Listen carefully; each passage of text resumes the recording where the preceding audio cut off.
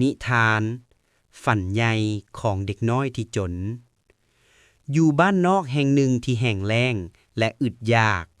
มีเด็กชายน้อยผู้หนึ่งชื่อว่าคำอาศัยอยู่ในเฮือนหลังน้อยๆที่เก่าแก่กับครอบครัวที่ทุกข์ยากเขาเจ้าบ่มีเงิน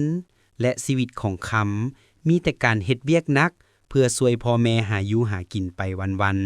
ๆถึงแม้นว่าจะมีชีวิตที่ลำบากแต่คำก็มีสิ่งหนึ่งที่ล้ำค่าคือความฝันใหญ่ฝันของลาวคือการเป็นนักวิทยาศาสตร์ที่ยิ่งใหญ่เพื่อประดิษฐ์คิดสร้างสิ่งที่จะช่วยพัฒนาบ้านเกิดของลาวให้มีชีวิตที่ดีขึ้นทุกๆคืนเมื่อลาวเบิ่งดวงดาวที่เต็มฟ้าลาวก็ฝันถึงการศึกษาและห้องทดลองแต่ความฝันนี้เบิ่งคือว่าไกลเกินเอื้อมเพราะลาวก็มีเงินแม่แต่จะซื้อปึ้มหัวใหม่และโรงเรียนก็อยู่ไกลหลายครูสอนเก่าคนหนึ่งในบ้านชื่อว่าอาจารย์คูณได้สังเกตเห็นความตั้งใจของคำเมื่อเห็นคำมักแต้มรูปสิ่งประดิษฐ์อยู่ในดินทรายและอ่านปึ้มเก่าๆที่ถูกทิ่มอาจารย์คูณจึงตัดสินใจให้การช่วยเหลืออาจารย์คูณเว้ากับคำว่าคำเอ้ยความทุกข์ยากบ่สามารถเป็นกำแพงกั้นความฝันของลูกได้ความรู้บ่ได้มีอยู่แต่ในโรงเรียนหรือปึ้มใหม่ๆลูกสามารถเรียนรู้ได้จากทุกสิ่งที่อยู่อ้อมข้างถ้าลูกมีความตั้งใจตั้งแต่นั้นมาคำได้เปลี่ยนแปลงวิธีคิดลาวใช้ความทุกข์ยากเป็นพลังลาวบ่สามารถเข้าโรงเรียนได้ทุกมื้อ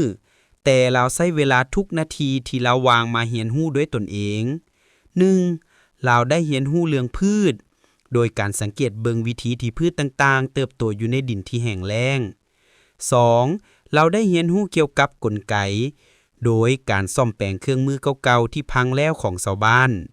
3. เราได้เรียนรู้คณิตศาสตร์โดยการช่วยพ่อค้าคนหนึ่งนับสินค้าและคิดรายการซื้อขายเราได้ขอยืมปื้มเก่าๆจากอาจารย์คูณและอ่านด้วยแสงโคมไฟน้อยๆเรายังสืบต่อแต้มรูปแผนผังและทดลองสิ่งต่างๆด้วยวัสดุที่หาได้ง่ายหลายปีผ่านไป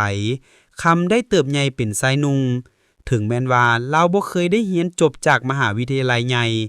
แต่ความรู้และประสบการณ์ที่เราสะสมมาด้วยความภาคเพียรก็เฮ็ดให้เราสำเร็จ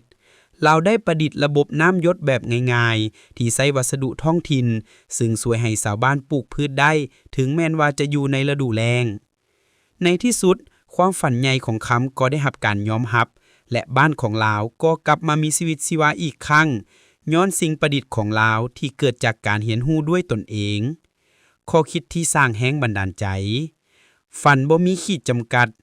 ความทุกข์ยากบ่สามารถเอาความฝันและความปรารถนาอันแรงกล้าไปจากเจ้าได้